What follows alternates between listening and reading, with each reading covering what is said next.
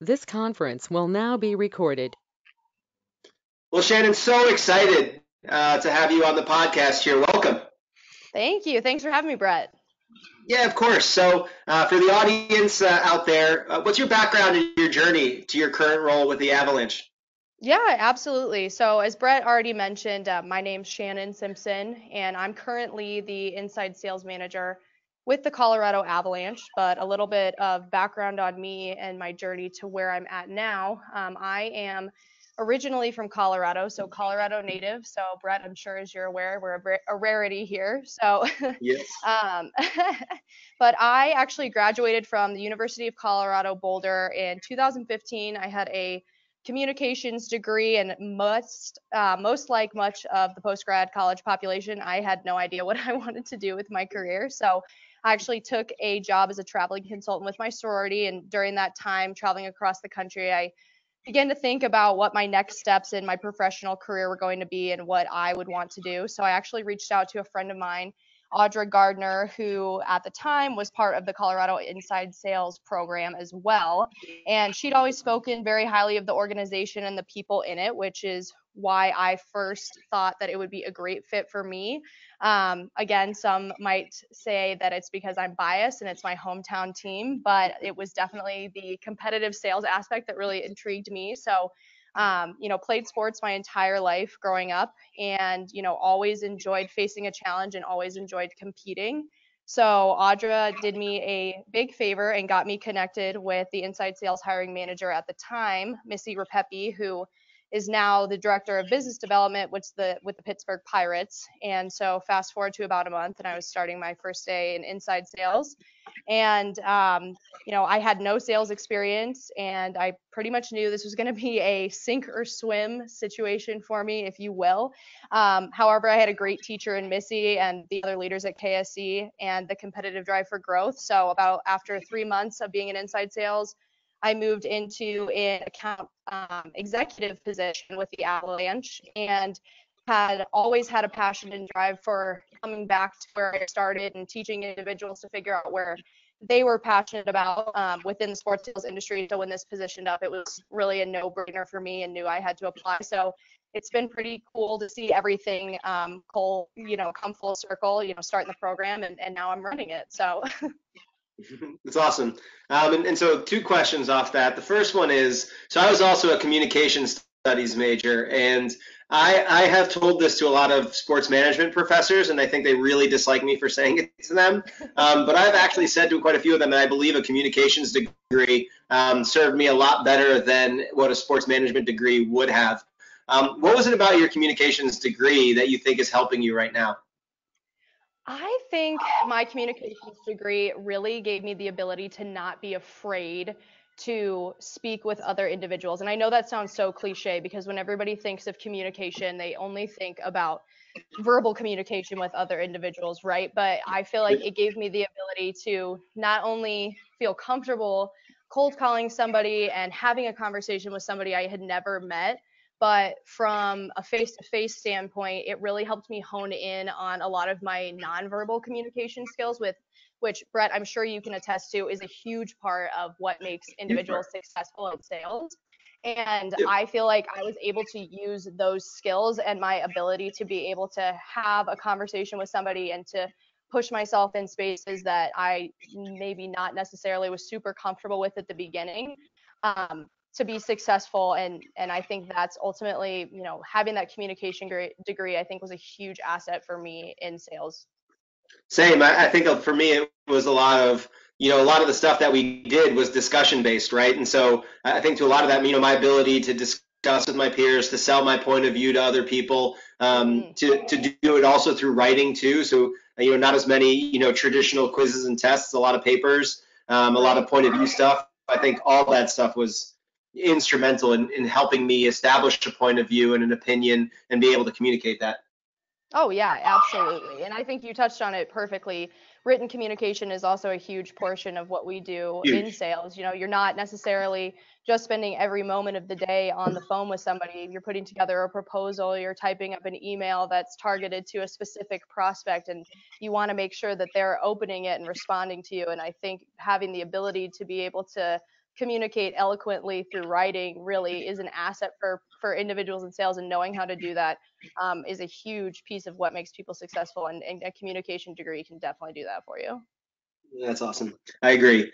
Um, and then you talked about, knowing that you wanted to go into the teaching and the coaching aspect. I think a lot of times that people who make that transition aren't necessarily people that want to do the teaching or coaching. They just don't see that next managerial position that would have them continue selling, and they want to keep moving up. So for you personally, when was that moment that you knew that you wanted to be a teacher and a coach? Or if it wasn't a moment, what was it about being a teacher and a coach that stood out to you? Yeah, absolutely. That's a good question, and I do think a lot of people who are interested in moving up through that sales ladder don't necessarily look at that teaching portion as necessarily the most attractive facet of moving Yeah. up in the sales industry. But I think for me, the Avalanche have a really amazing mentor-mentee program, which is something Missy had put together as her tenure as an inside sales manager. And I was fortunate enough to be able to participate in that program and work with multiple inside sales reps. And I think for me, the moment was watching them, get that information and have that spark in their eye, that light bulb go off, and watch them be able to take that information to the phone or use it in their sales process in their day to day and ultimately have success, and to be able to provide that information for up and coming reps and watch them take that and grow and become successful. I instantly knew that was something that I was passionate about. And I think for me, figuring out what I was most passionate about, which was creating and fostering relationships with new clients and current accounts, and being able to use those skills that we gained through training to be able to do that, made me so excited about the possibility of teaching individuals, giving them those skills, and then having those individuals in turn be able to turn around and use that to figure out what they were most passionate about and figure out where their strength was. I love literally everything that you just said, but my favorite part about that is because that, I mean, everything that you just said, I wish I could clip that, or maybe I will, and you need to send it to teams, because that's what it sounds like, for someone who genuinely wants to be a teacher and a coach. And I think one of those rules of thumb is, if you care about other people's successes as much as you care about yours, you're gonna be a good coach. And this is not a bad thing. Some people just aren't wired that way. If you care about your personal success more than other people's personal success, and that's, like I said, doesn't make you a bad person to like that, but it just means that coaching may not necessarily be the path for you. Right. Exactly. I think we overthink that one a lot. And a lot of times you find some absolutely incredible salespeople who love being incredibly successful when it comes to selling, and that, again, doesn't make them a bad person in any way. No, absolutely. And I think that's a part of sales that's so beautiful, right? Like there's so many Yes. different facets of it. And I think a lot of people just think about that one person who, and we all know that one person who's driven by individual success and growth. And that's amazing. I mean, that's a beautiful part of sales, but there's so many other sides of it. And that one, small part of that is the ability to teach and train other people and to help them potentially either move into that teaching and training role themselves or become one of those individuals who is looking to grow successfully on their own. And both ways are fine. Yeah. And so you are a very highly regarded salesperson all across, KSC, and which obviously take that as a huge compliment. It's an incredible organization. So what do you think, when it came to your personal success, that were the best aspects of your sales process? And what does every salesperson need to be good at, to be an effective salesperson? Yeah, absolutely. I mean, I will be honest with you, Brett. Like right at the start, I was definitely not a superstar seller for the Avalanche. Initially, in the beginning, I dealt honestly with quite a lot of failure. But as somebody who really thinks that the only thing that holds you back in sales is yourself, I tried my best to use those experiences as learning opportunities, and firmly believe that the Avalanche and KSC teams recruit and train really great individuals and give them even better education and training to help them be successful. And really, I think that the area in my sales process that I found to be the best aspect was not being afraid to fail. And not being able to push myself and prospects at the same time. If I felt someone was getting ready to give me an objection or push me off, I always got kind of excited. Like, I think my favorite part of the sales process is handling objections, because I saw it as an opportunity to either overcome a challenge or use it as a learning opportunity for future calls. And with that being said, I think that what every salesperson needs to understand to be effective, and I think to be realistic, is that it's okay to understand that failure is totally inevitable in sales, and you have to realize that that's okay. You're not going to get a yes on every call or every product that you pitch, and not everybody is going to be interested in what you're trying to put out there. And honestly, if they were, we'd probably all be out of a job. But rather than take those failures to heart, look at them as an opportunity to learn and hone your craft. And those who have the ability to understand that, I think, really truly have the most success as a salesperson, because they're not afraid of the ups and downs, and they look at it as a challenge and a learning opportunity that they can use for success in the future. That's awesome. One of the things I want to touch on is you talked about objection handling, and when on my website, it's a number 2 ranked thing when it comes to the things that reps are specifically challenged with on a day-to-day basis when they write into the site. It's the number 2 thing that they discuss and they want to discuss. And inevitably, when I do my sales trainings and I go around the room, I would say at least 2/3 of the room identify it as something that they need to get better at. And so inherently, objections are negative things, and so inherently it deflates salespeople. How did you teach yourself, or how did you learn to seek out objections and be positive about them when they're just so inherently negative to most salespeople? Yeah, absolutely. I think that most people who are in sales, they remember when they overcome their first objection, and it's like the Mount Everest of sales, right? Like, you have had this conversation with somebody, you see value in your product, they see value in your product.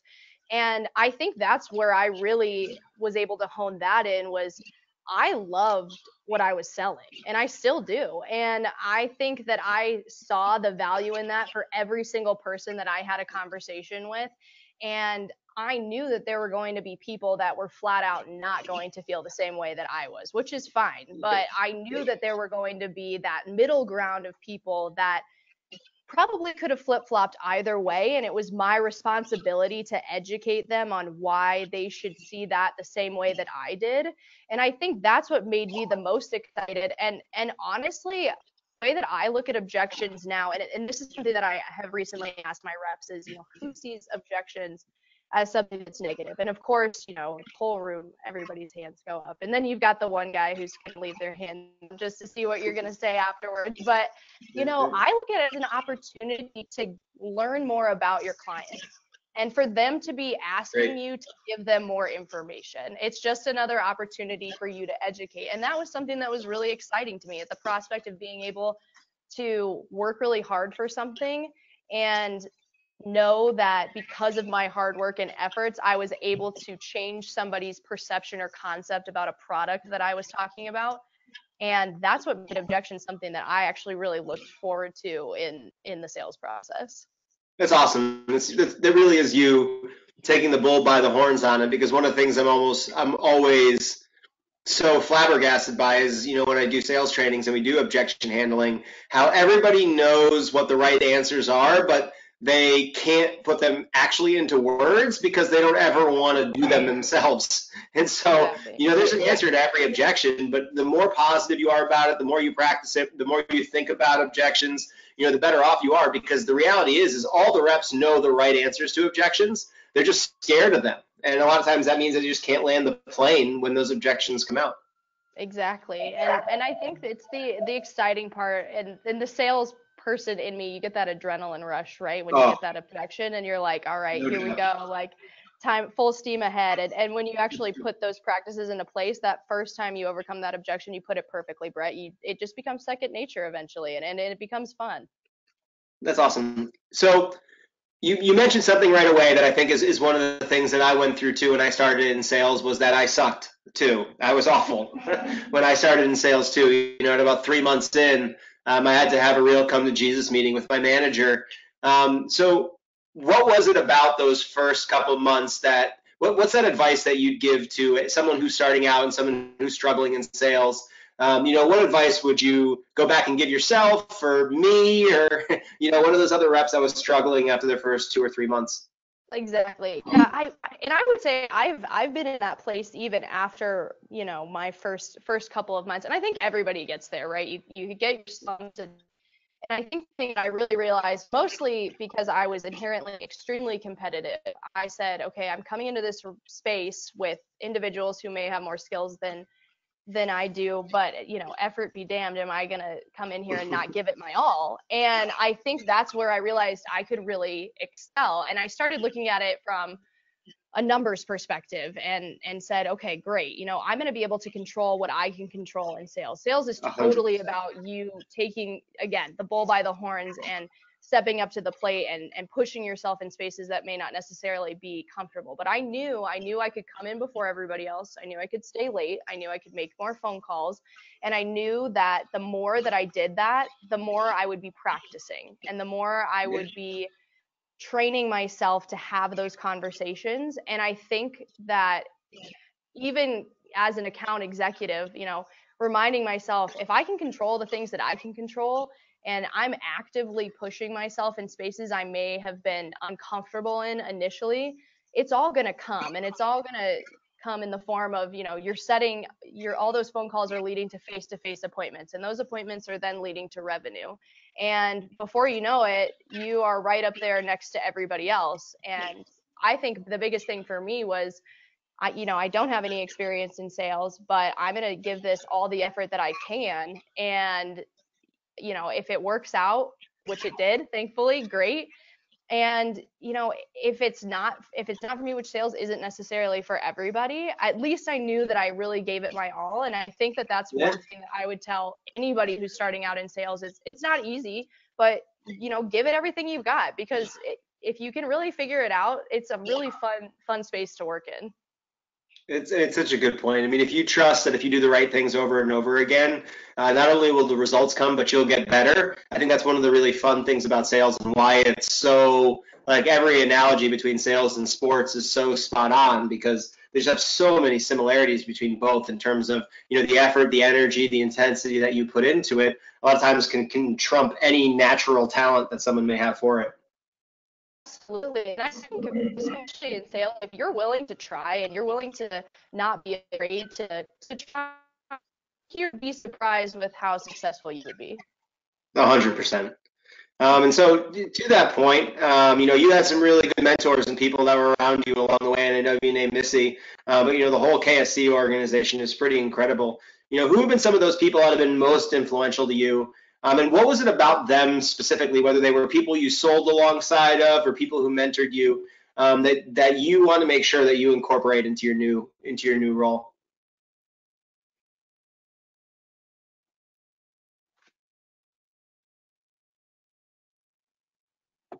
This conference will now be recorded.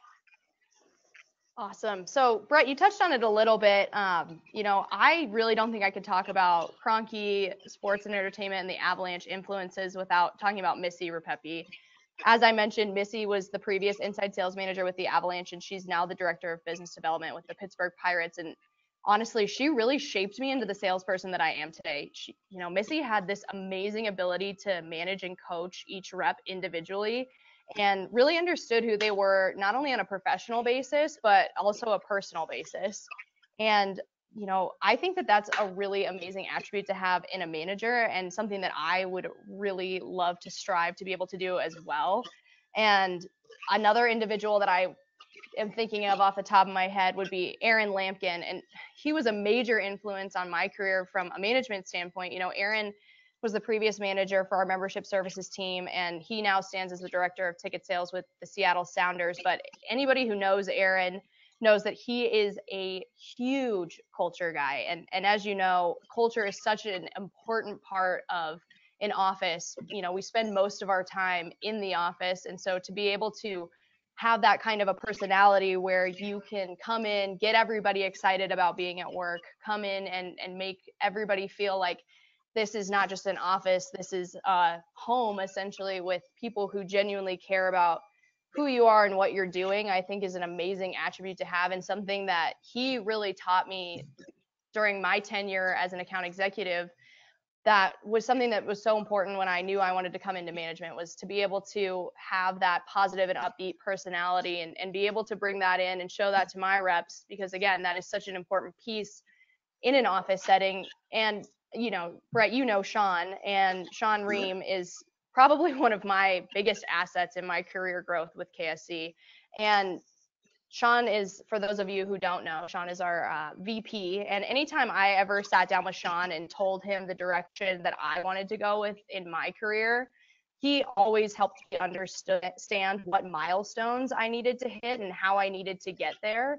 And I think that that's something that is a awesome quality to have. He never made me doubt what direction I wanted to go in, and never told me that that was something that I wasn't going to be able to achieve. He was very real with me, which I think was very helpful in my growth, because it made me want to work even harder and to get to where I am now even quicker. But to be able to sit down with him and have those conversations and have him tell me this is something that is totally attainable and this is what you need to do to get there, was something that, as a manager, I want to be able to provide for my reps as well. When they come to me and say, I want to hit these goals, I want to be able to say, great, this is exactly how you need to do it, and this is how we're going to get you there.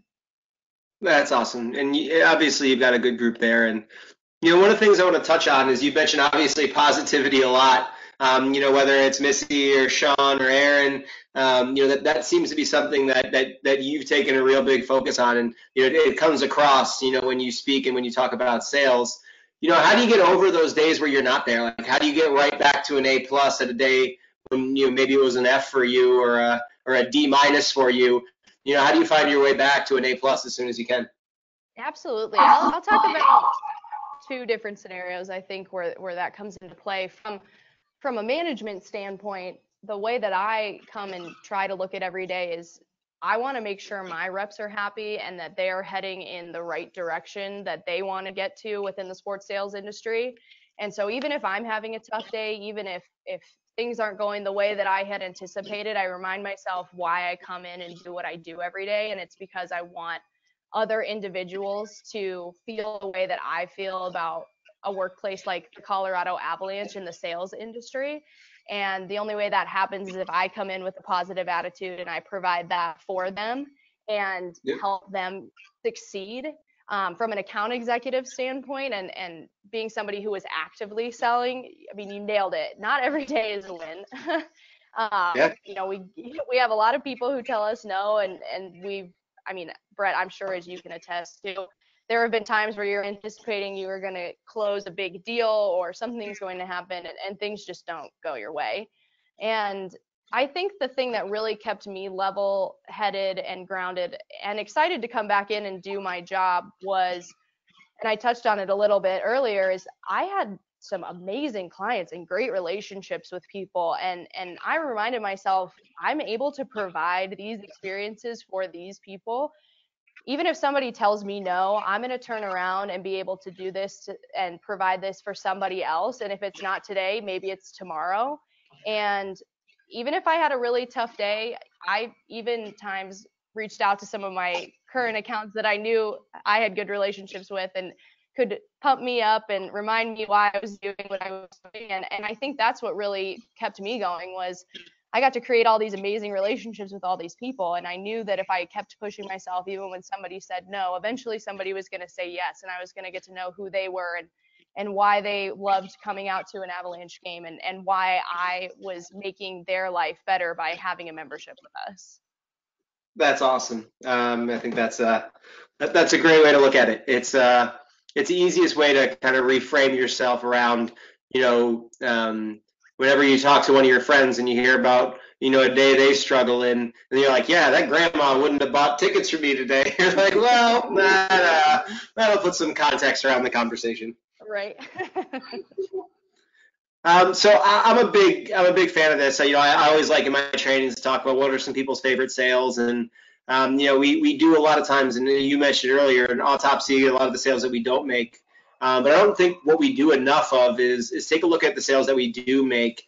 and think about how they had such an incredibly positive impact on our career, and what about that sale should be something that we replicate. So, tell me about a sale for you that had a real impact on your career and how it helped you grow as a salesperson. Awesome. Yeah, I think when most people want to focus on a sale that really impacted them, I think most people immediately jump to the biggest sale they've ever made, right? Which, as Yeah. somebody who's been there before, I totally understand because having those monster sales are always fun and really exciting. But if I really had to think about a sale that pushed me into a place where I was able to replicate that with other sales would be actually one of my smaller sales. Um, I have a client or previous client now, if you will. His name is Kurt Moreau, and I met Kurt when I was in inside sales. And at the time, I was doing everything that I could to get him into a super simple 5 game plan. We had met at a prospecting event, and you know, I thought this was going to be a slam dunk, and little did I know it would probably become one of my toughest sales.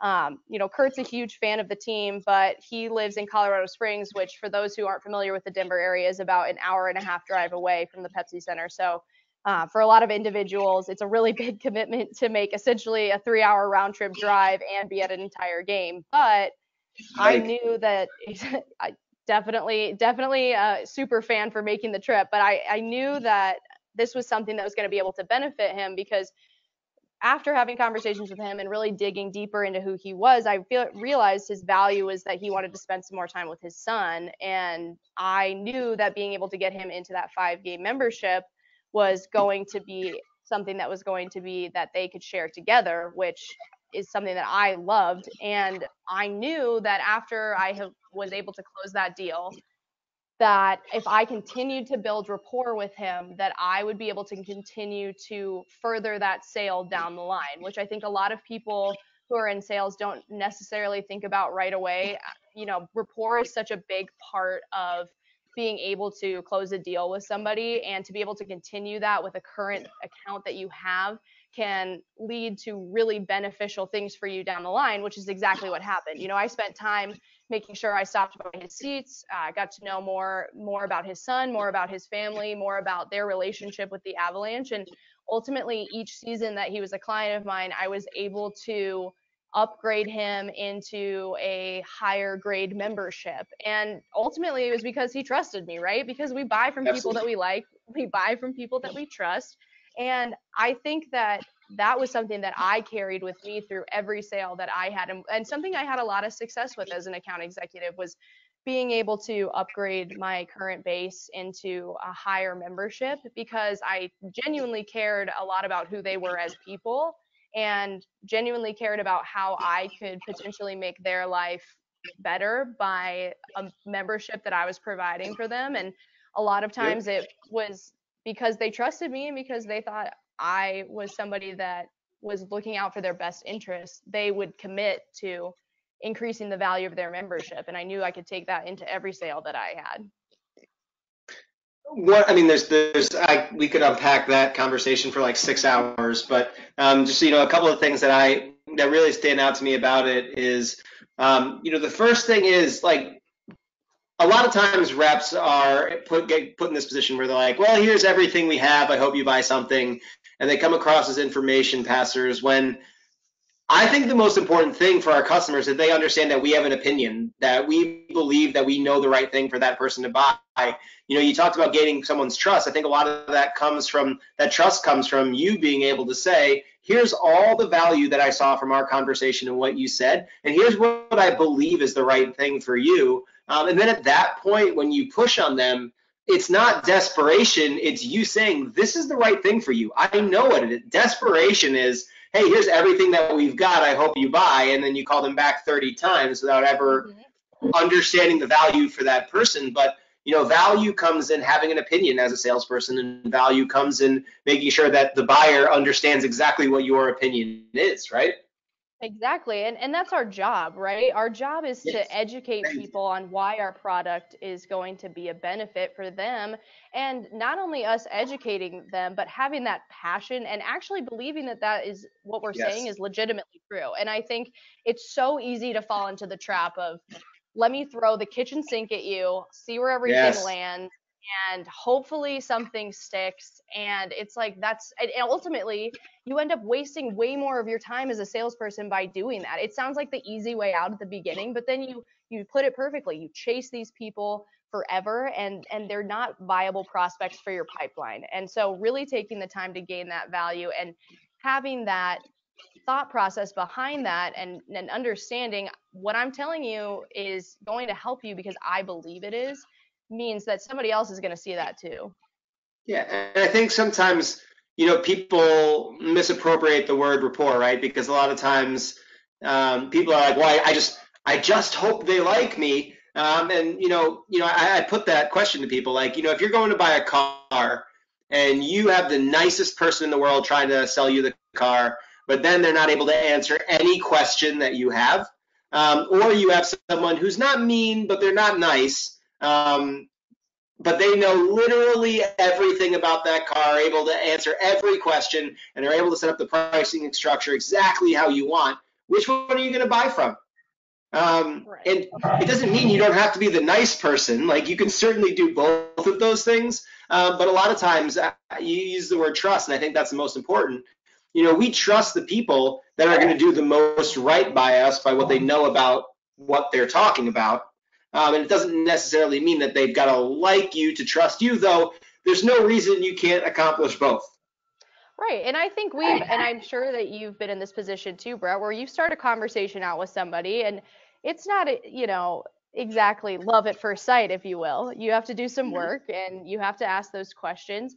And I think a big part of rapport that oftentimes some salespeople miss is the listening, right? The reason Yes. why people like you is Yes. because you are listening to what they're saying and you are actually able to understand where they're coming from. And so when you do pitch that product and you do make a recommendation, they're going to be way more likely to trust you and at that point, if you will, like you because you've actually listened to what they're saying and you've uncovered what their needs are and you've been able to provide them a product that fits those needs.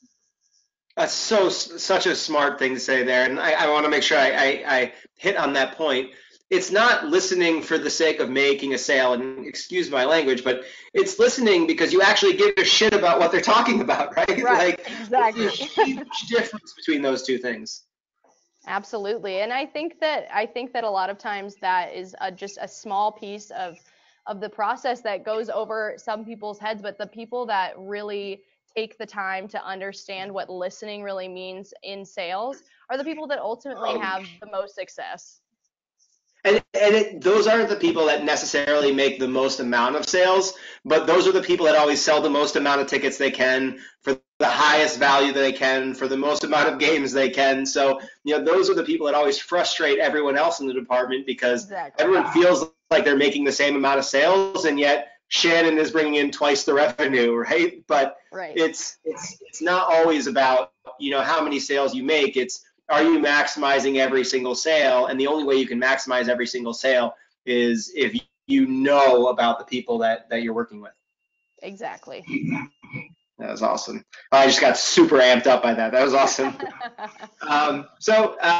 Taking a little bit of a turn here, that was a phenomenal conversation about sales. So now you're going to be hiring salespeople, which has got to be something that's very exciting to you. So when you think about that, and you think about through pretty open eyes, a lot of us have been jaded through our career, and we have our biases.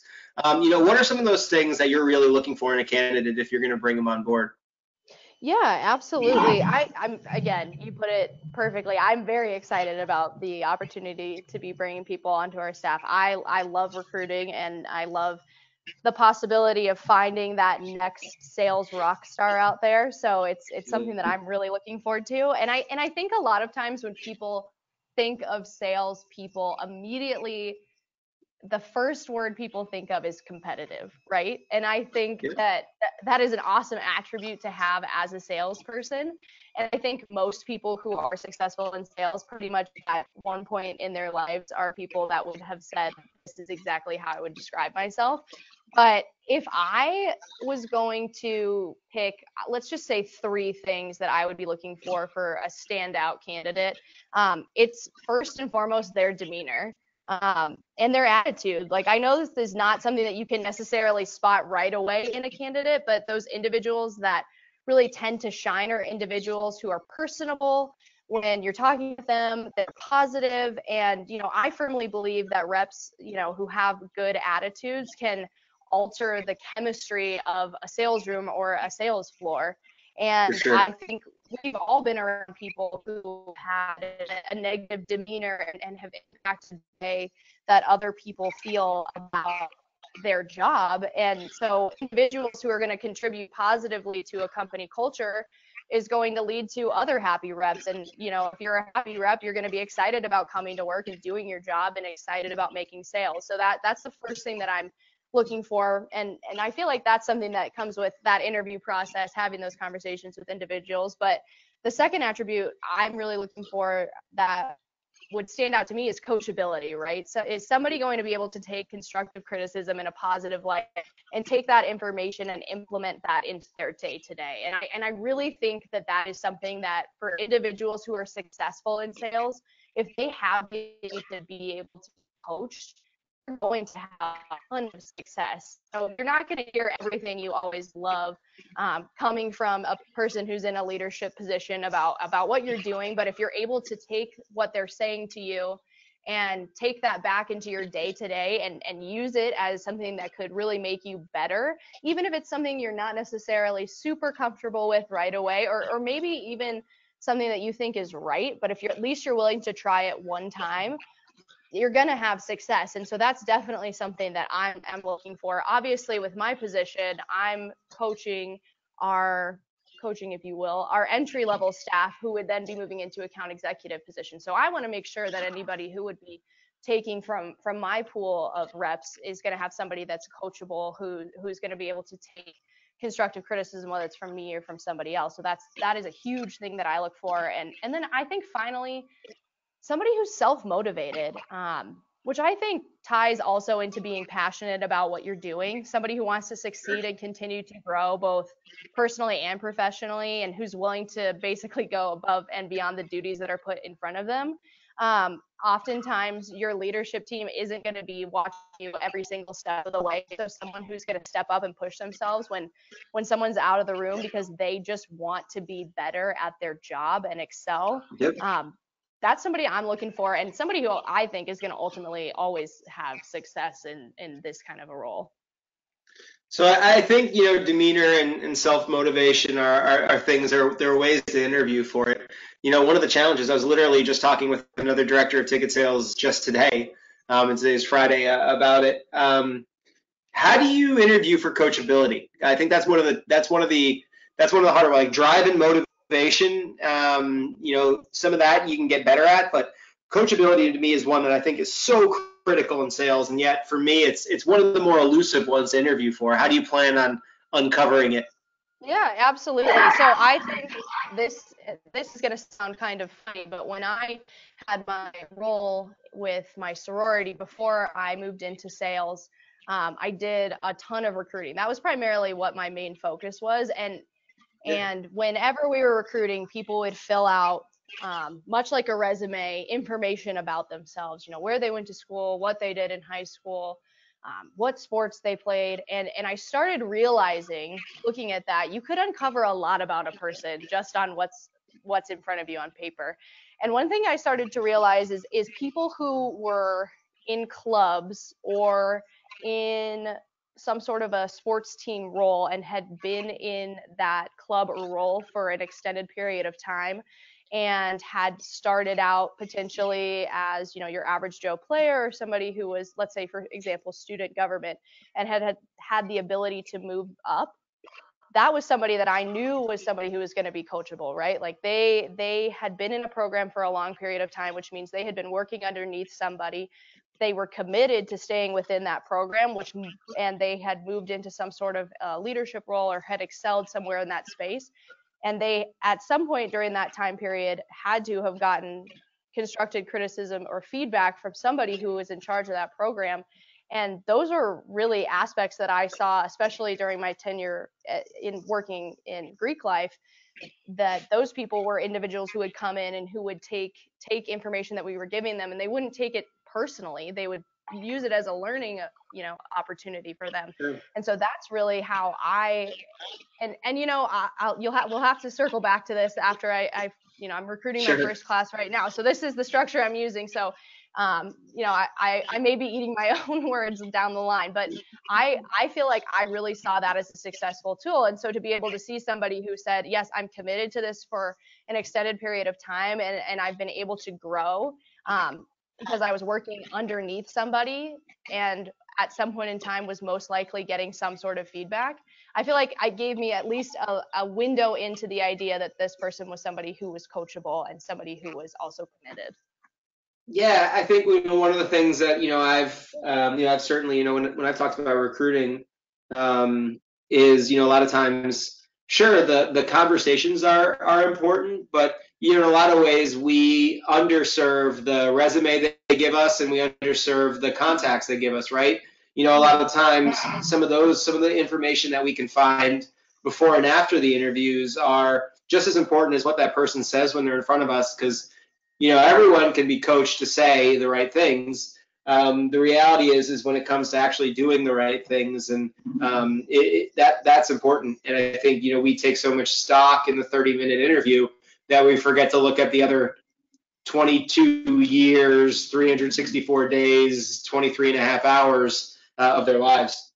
Well, exactly. And this interview is just a fraction of who they are, right? And you put it perfectly. Everybody is going to put their best foot forward in an interview. They are going to tell you what you want to hear. They're going to be the person that you want to be. And if you really take the time, I think, to dive into what they have on paper, but on top of that, a lot of people, if they're smart, provide, references to individuals who they've worked with or who have been a part of their lives, and using those to your advantage is also extremely beneficial, and understanding who that person is and who they really are, I think, outside of the office, and who they have been and where they're going, can really help you determine, is this person the right fit for my company? Are they the right fit for my team? And are they going to be somebody who is backing up what they're telling me about themselves? Absolutely. So I don't think anyone who listens to this is going to doubt that you're a very driven professional, no doubt. But what is it specifically that drives you? What is it about where you want to go and where you are and what you've accomplished that keeps you fired up when you get up in the morning?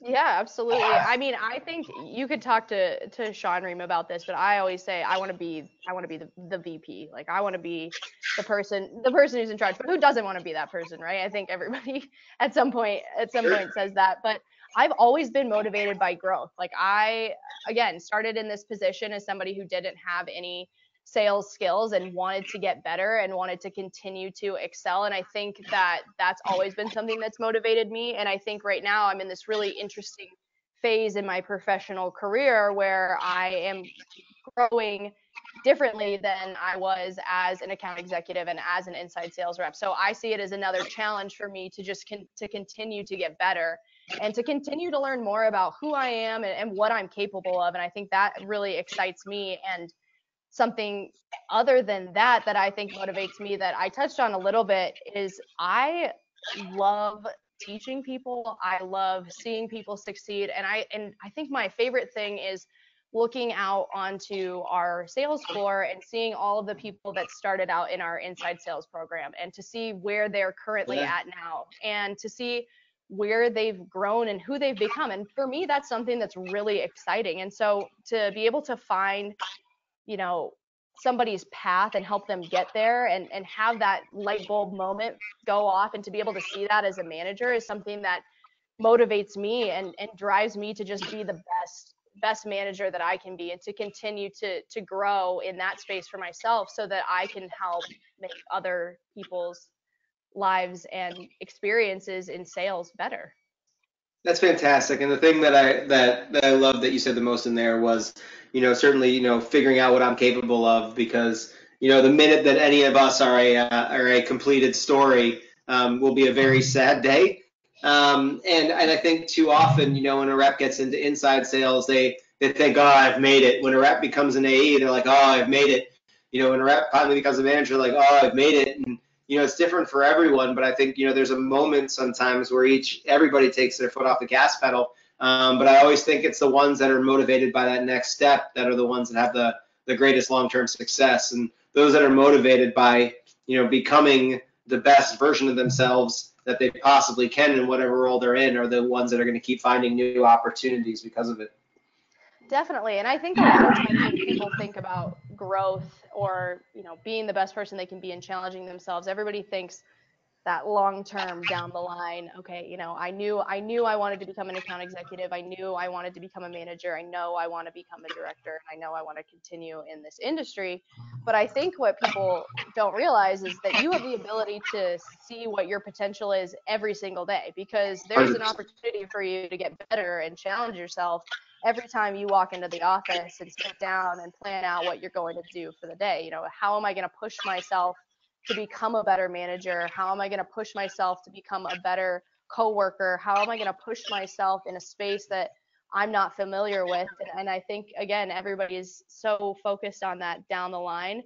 You can really start doing this every time that you come into the office. And I think the people who look at it that way and take, again, we've said it before, but I'll say it again, take the bull by the horns and push themselves every day are people that can see what they're really made of when it comes down to the opportunities that present themselves when it's time to move up into that next step of their career. Yeah, absolutely. And I know someone out there is going to be, rolling their eyes and saying like, "Oh, that sounds corny or cheesy." But I think the reality is, I think the reality is, those of us that actually believe in that are the ones that find the next opportunities more and more frequently than those that don't push ourselves in that way. So I think it's important that you phrase it that way. And for those that take that the wrong way or think that's cheesy, those are the people that certainly are putting a ceiling on top of what they can do. Absolutely, and it does sound a little cliche, and I will admit it, but I think that, and I think you understand this too. If you really are passionate about what you're doing and you're really passionate Yes. about where you want to see yourself go, that doesn't come off as cliche. That sounds like something that's very realistic and something that is totally doable. And I think, again, that all ties into, if you really love your job and you really love sales and you want to come in and you want to get after it, that doesn't sound cliche to you. So No, especially not get after it. I love that phrase. thank you. Well, Shannon, listen, certainly appreciate the time here. That was such an awesome conversation, and look forward to getting this up on the website and letting people listen. Absolutely, Bert. It was great catching up with you and great talking to all of you guys out there, and it's been a pleasure. Thank you.